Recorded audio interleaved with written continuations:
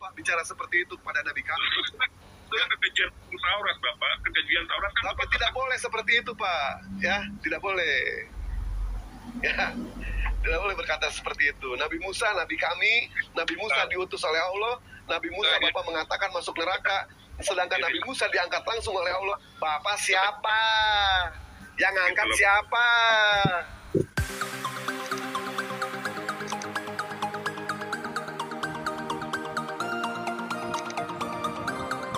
Mau masuk surga?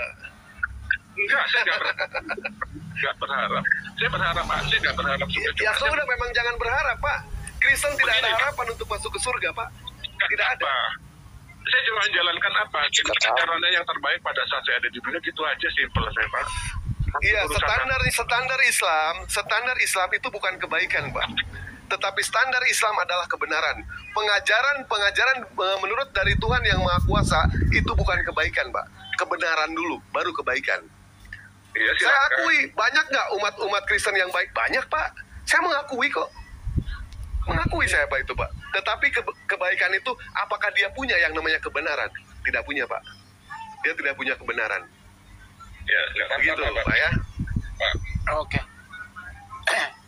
Pak Polo mau bicara, Pak Polo, sebelum dilanjut. Oke, Pak Suma, terima kasih waktunya, Pak. Baik, Pak Samuel, terima kasih. Mohon maaf kalau ada kata-kata yang kurang berkenan. Kasih. Saya mau ya. Mohon maaf juga Pak Samuel ya. Mohon maaf ya. Biasalah dalam diskusi kita biasa. Saya mohon maaf juga kalau ada. Saya kok ngomong dulu ya. Saya lagi. Oke, Pak Samuel, terima kasih. Inilah akhir diskusi, kita saling memaafkan. Kita tetap berteman sebagai manusia, Pak. Ya, terima kasih. Oke, makasih. Pak Polo, silakan Pak Polo, ada yang mau ditanggapi? Oke, baik. Makasih ya. Selamat malam ya, teman. Saya cuma mau pertanyakan narasinya Bang Suma tadi yang mengatakan bahwa Paulus membunuh murid Yesus. Coba dalilnya di mana? Dia membunuh murid Yesus. Setahu saya itu dia memang rencana mau membunuh. Tapi dia ketemu Yesus di jalan ke Damsik. Akhirnya dia bertobat. Lalu diangkat menjadi rasul. Silakan Bang Suma. Ya, Paulus bertobat. Boleh saya, Bang? Ya, boleh saya, Bang? Menjelaskan mengenai soal fakta-fakta yang tertulis di dalam Bible. Bukan berdasarkan dari pernyataan umat muslim. Setinggi apapun otoritas yang namanya punya titel apapun juga kekristenan tidak akan pernah yang namanya bisa membantah. Bukti kejahatan, Paulus adalah pembohong kelas kakap, penipu, orang jahat, penyesat, berani menentang firman Tuhan, dan memperbolehkan yang namanya dusta. Silakan Bapak baca dalam 1 Korintus 6 nomor 12. Paulus seperti itu. Bukan itu pertanyaan saya. Sini ya, udah stop. Mana buktinya dia bunuh? Ya, saya berikan data saya satu sebelum ke penjumpa. Kisah 9, 1. Sebutkan namanya siapa yang dia bunuh itu. Dengerin dulu. Stefanus. Jadi saya bacain ya. Sementara itu Saulus terus saja ingin mengancam dan membunuh pengikut-pengikut. Ya, Pak. Membunuh, Pak. Kalau Stefanus itu Pak dirajam Pak, tidak ada di situ Paulus, dilempar batu dia itu. Pak persembahan. Ya, itu atas persetujuan siapa Stefanus itu dibunuh. Baca Kisah Para Rasul 8 nomor 1 bahwa Stefanus mati dibunuh karena Paulus setuju. Saulus setuju. Ya. Cap jempol dari siapa itu? Pada saat itu dia belum menjadi murid Pak, dia belum menjadi rasul Pak. Artinya pernah membunuh, Pak. Dan tidak ada buktinya Pak. Di mana persetujuannya? Tidak ada, mana dituliskan bahwa ada Paulus itu setuju. Mana baca Kisah Para Rasul Pak. Baca Kisah Para Rasul 22 nomor 19 nomor 20 Kisah Para Rasul 22 19 nomor 19 20. Dan ketika darah Stefanus di saksimu itu ditumpahkan, aku Paulus ada di situ dan menyetujui perebutan itu dan aku. Mengapa pakaian mereka yang membunuhnya? Silakan Bapak baca. Paulus menyaksikan. Paulus cuma mungkin menyaksikan, tapi dia tidak menyetujui. Dia kan waktu itu belum Baik, menjadi Bapak baca penguasa. Kisah Para Rasul 8 nomor 1. Saulus setuju bahwa Stefanus mati dibunuh. Baca sama Bapak di situ. Setuju itu bukan berarti dia yang menentukan Pak. bukan dia yang membunuh. Kan cuma dia setuju aja, bukan dia membunuh. Ternyata inilah ajaran kasih ya, ajaran kasihnya luar biasa ya. Ajaran kasih luar biasa. Kamu terlalu Percayain aja Pak ya, saya percayain ya. Maka berteriak-teriaklah mereka dan sambil menutup telinga serentak menyerbu dia. Mereka menyeret dia keluar kota, lalu melemparinya dan saksi-saksi meletakkan juga mereka di depan seorang muda yang bernama Saulus. Sedangkan mereka melemparinya. Stefanus berdoa katanya, ya Tuhan Yesus, terimalah rohku. Penganiayaan terhadap jemaat Yerusalem pada waktu itu mulailah penganiayaan yang hebat. 12 murid dulu, Pak. Saya baca dulu, Stefanus kan? Saya baca dulu Pak. Nanti habis ini Bapak tangkap itu. Pada waktu itu mulailah penganiayaan yang hebat terhadap jemaat di Yerusalem. Mereka semua kecuali rasul-rasul tersebut ke seluruh daerah Yudea dan Samaria. Tetapi Saulus berusaha membinasakan jemaat itu. Ia memasuki rumah demi rumah dan menyeret laki-laki dan perempuan keluar dan menyerahkan mereka untuk dimasukkan ke dalam penjara. Betul Pak. Jadi sebelum bertobat ya mereka banyak menganiaya dan membunuh Pak. Iya, enggak apa-apa. Tapi kan yang saya maksud itu 12 murid, Pak. Murid Yesus kan 12. Jadi Bapak sudah akui Yesus Pak Saulus pernah membunuh ya Pak? Bukan dia membunuh, Pak. Dia cuma menyetujui kan. Bukan berarti dia membunuh. Pak, Emangnya tangannya kotor, dia mengotori tangannya di situ. Oh jadi terus dia masuk penjara 2 tahun ngapain Pak? Kenapa? Ah, itu kan karena dia ini melawan pemerintahan itu kan. Jadi Yesus Romawi. Jadi Saulus pemberontak. Karena dia menjadi pengikut Yesus. Tahu saya. Jadi Saulus menurut Anda nggak pernah berbuat jahat ya? Dulunya Pak, sebelum dia jadi rasul. Oke lah kata-katanya dia orang Yahudi, anaknya muridnya Lanjut Pak. Oke. Bapak mengatakan Paulus itu tidak membunuh, tapi mengaku pembunuh dia. Ya. Dia mengaku pembunuh. Dia mengakui, Pak. Di dalam Kisah Para Rasul 22 nomor 4, dan aku telah menganiaya pengikut-pengikut jalan Tuhan sampai mereka mati. Laki-laki dan perempuan kutangkap dan kuserahkan ke dalam penjara. Berarti memenuhi nubuatan Yesus di dalam Lukas 21. Jawab Yesus. Sebelum dia jadi rasul kan. Iya, sabar Pak, sabar. Dan dia juga tidak membunuh murid 12 murid kan, murid utamanya Yesus kan, bukan dia yang bunuh. Sabar Pak, sabar. Dan murid-murid bertanya kepada Yesus, katanya, Guru, bila manakah itu terjadi dan apakah tandanya kalau ini akan terjadi? Jawab Yesus, waspadalah supaya kamu jangan disesatkan. Sebab banyak orang akan datang dengan memakai namaku dan berkata, akulah Tuhan. Dan saatnya sudah dekat, jangan kamu mengikuti mereka. Jangan kamu mengikuti mereka, jangan kau ikuti Paulus. Itu konteksnya Nabi dan palsu, Pak. Iya, ini Paulus ini lah Nabi palsu itu. Bukan akhir zaman, Pak. Bukan akhir zaman. Pak, bukan akhir zaman. Dengarkan saya. Di Lukas 21, bukan akhir zaman, Pak. Murid-murid bertanya. Dengarkan. Murid-murid Yesus bertanya kepada Yesus. Kata murid itu, Guru, bila manakah itu terjadi? Dan apakah tandanya kalau itu akan terjadi? Nah, apa kata Yesus kepada murid tersebut, kepada orang tersebut, kepada oknum tersebut, kepada orang yang hidup sesama dengannya tersebut? Dia katakan apa?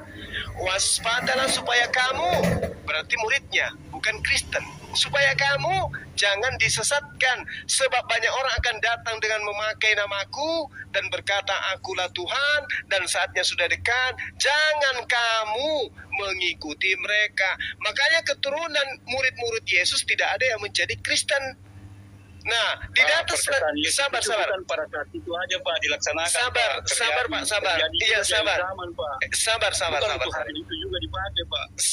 Sabar. Dikatakan di data selanjutnya, tetapi sebelum semua itu terjadi, kamu akan ditangkap. Kamu, murid Yesus, kamu akan ditangkap.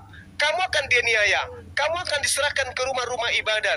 Kamu akan diserahkan ke penjara-penjara. Dan kamu akan dihadapkan kepada raja-raja dan penguasa-penguasa karena namaku.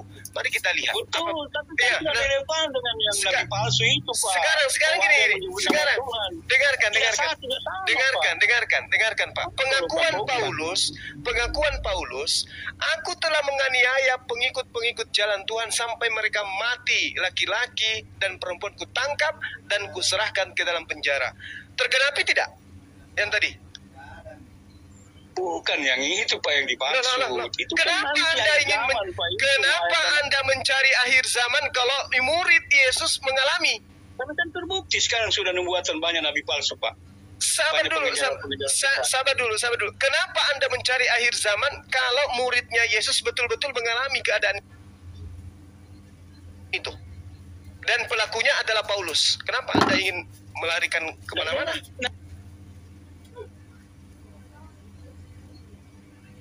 Memang itu kan sudah dikasih tahu sama Yesus, Pak. Nah, bahwa artinya kamu gini. percaya itu muncul salib. Artinya gini. Itulah salib yang itu. Sabar. Janganlah kamu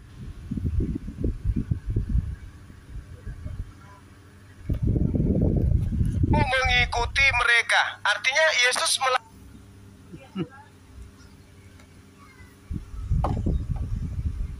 mengikuti Paulus atau tidak?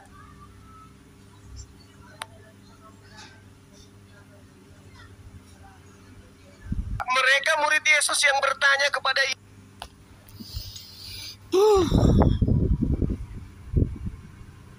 Yesus, Pak.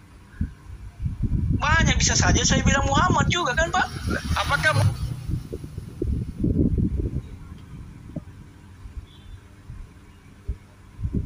Muhammad pernah hidup di abad pertama?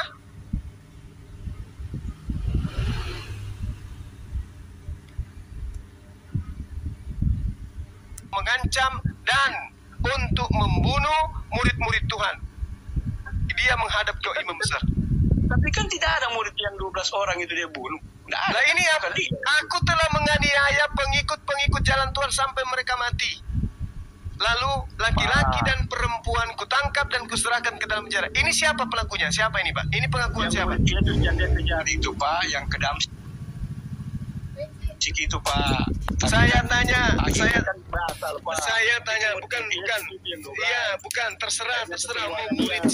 Mau murid siapa? Yang jelas saya tanya dulu, siapa yang menggenapi nubuatan Yesus tadi? Yang membunuh, menganiaya murid-murid Yesus, siapa yang menggenapi? Banyak, Pak. Bukan cuma. Ya, enggak. Yang Anda kenal,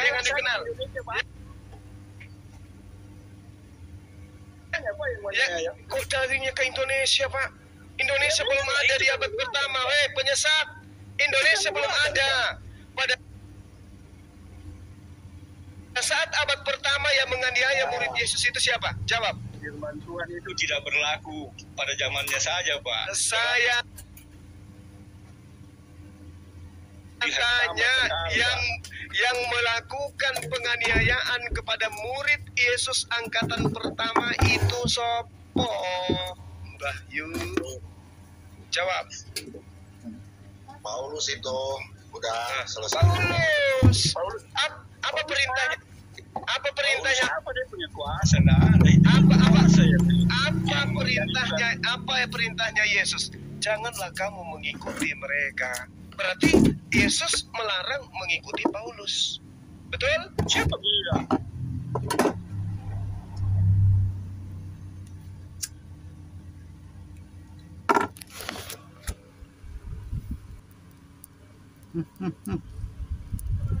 Yang mengangkat rasul dia diangkat oleh Yesus kan? Yesus di mana mengangkat?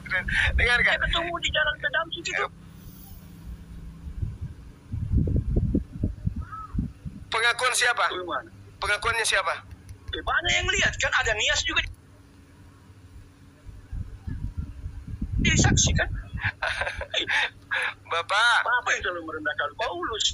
Kalau Bapak kejar-kejar Bapak nista-nista Yesus, sekarang Bapak angkat karena tidak bisa, Bapak sekarang mengalih ke Paulus. Sekarang ini fenomenanya Paulus sekarang yang diserang. Tidak, Pak. Ini data di dalam kitab saudara. Lukas 21. Saya ulang lagi. Ini cerminannya adalah pengakuan Yesus. Murid bertanya, terjadi apa tandanya? Tandanya adalah waspadalah supaya kamu jangan disesatkan. menyesat itu kata Yesus adalah sebelum menyesatkan dia sebelum itu akan menangkap, akan menganiaya, akan menyerahkan kamu ke penjara-penjara. Pelakunya ini siapa ini, Pak? Itu bukan penyesat, Pak, itu pembunuh. Kalau memang membunuh, kalau penyesat itu Berarti ajaran Yesus yang palsu, Pak. berarti Yesus salah. Berarti Yesus salah. Apa mengajarkan ajaran sesat? Menyembah Yesus itu bukan sesat. Menyembah Yesus itu bukan sesat. Siapa bilang sesat? Memang itu Tuhan kok Yesus. Dari Siapa yang mengajarkan bahwa sembahlah Yesus? Dia kan inkarnasi, Pak. Dia ya Allah. Siapa yang mengajarkan Anda itu? Siapa yang mengajarkan? Yesus itu inkarnasi Allah. Siapa yang mengajarkan? Alkitab dong. Nah, udah. Inilah makanya murid-muridnya Yesus, Pak. Makanya kalau hari ini Anda melihat 12 murid Yesus, keturunannya tidak ada yang menjadi Kristen. Kristen itu muncul di barat. Orang Yahudi hari ini masih beriman kepada Taurat dan menyembahnya kepada satu Tuhan. Beda dengan Ya Kristen. memang, karena orang Yahudi itu kan perlu tanda, Pak. Tidak berhikmat. Nah memang begitu, Pak. Dan sudah dinubuatkan kan seperti itu. Kalau begitu, mana keturunan Tuhan menyuruh pergilah. mana keturunan Semua bangsa bukan Israel. mana keturunan ke-12 murid Yesus yang menjadi pelopor agama Kristen hari ini? Katolik yang dirikan siapa? Protestan siapa? Advent siapa? Mana ke-12 murid itu? Kenapa Bapak bertanya itu? Pertanyaan itu? Perlu. Kenapa? Karena identitas kebenaran Kristen itu harus dilihat dari generasi awal. Kalau Kristen, Pak, bukan begitu, Pak. Keturunan tidak menjamin, Pak. Tetapi pengajaran, Pak. Alkitab. Aduh Bapak, Yesus berpesan kepada ke-12 muridnya agar jangan ke bangsa lain. Habib kan, kalau di Islam itu kan keturunan-keturunan. Bukan, salah Anda. Yesus dan Nabi Muhammad dia berdua adalah wakil Tuhan di atas muka bumi. Mereka berdua adalah utusan Tuhan. Sebagai utusan Tuhan, ajarannya pasti berpindah kepada orang pertama. Orang pertama pasti memindahkan ke orang kedua. Orang kedua pasti memindahkan ke orang ketiga. Orang ketiga pasti memindahkan sampai seterusnya. Itu namanya sifatnya adalah Ya, itu sanad dalam mata rantai pengajaran. Tapi kalau di Kristen tidak ada seperti itu, Pak.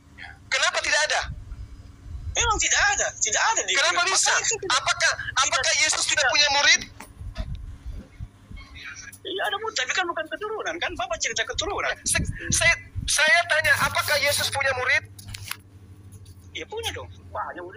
Apakah muridnya Yesus punya murid lagi? Enggak. Iya. Terus punya lagi murid? Iya, bapak-bapak gereja kan muridnya.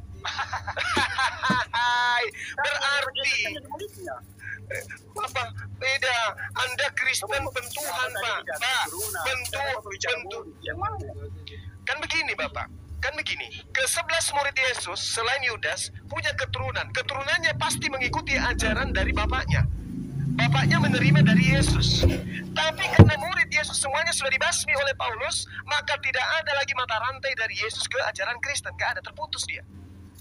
Kenapa? Karena murid Yesus angkatan pertama itu mati semuanya dianiaya oleh Yesus, oleh Paulus. Pengakuan Paulus itu sendiri. Loh, kalau tidak mati, lalu mana mereka? Kalau tidak mati, lalu mana mereka? Mati mengenaskan semua. Timotius. Timotius, mana ada murid Yesus bernama Timotius? Ada aja. Tidak ada, Pak. Iya kan dia murid juga itu, Pak. Murid masih rantaian 70 orang itu. Akhirnya dia jadi pengikut Paulus. Enggak, Bapak, perintah Yesus, jangan kamu mengikuti mereka. Jangan mengikuti orang-orang yang mengajarkan seperti ajaran Paulus, yang menganiaya Yesus itu. Apa dia menganiaya Yesus? Dia tidak menganiaya Yesus kok. Loh, berarti bohong. Nah, bagus. Berarti bohong Kisah Para Rasul. Siapa itu? Akulah. Siapakah engkau Tuhan? Akulah Yesus yang kau aniaya. Bagus, Anda sudah mengakui. berarti memang cerita Lukas Kisah Para Rasul 9 itu bullshit. Ya kan? Karena siapa yang menganiaya aku, dia juga mengenai murid-muridku. Itu kan begitu maksudnya. Siapa yang murid-muridku, berarti dia juga ikut menganiaya aku. Oke. Berarti jelas yang menganiaya murid Yesus siapa? Paulus sebelum dia jadi rasul. Paulus sebelum menjadi rasul. Dah selesai. Untuk supaya dia nyamar sebagai murid, dia ngaku-ngaku sebagai rasul. Bukan dia nyamar, kan Bapak tadi sudah mengakui tadi dia ketemu dengan Yesus. Dia diangkat jadi rasul, Pak. Itu cerita Paulus. Lukas, asisten Paulus yang menceritakan itu, Pak. Loh, saya konsisten. Saya konsisten.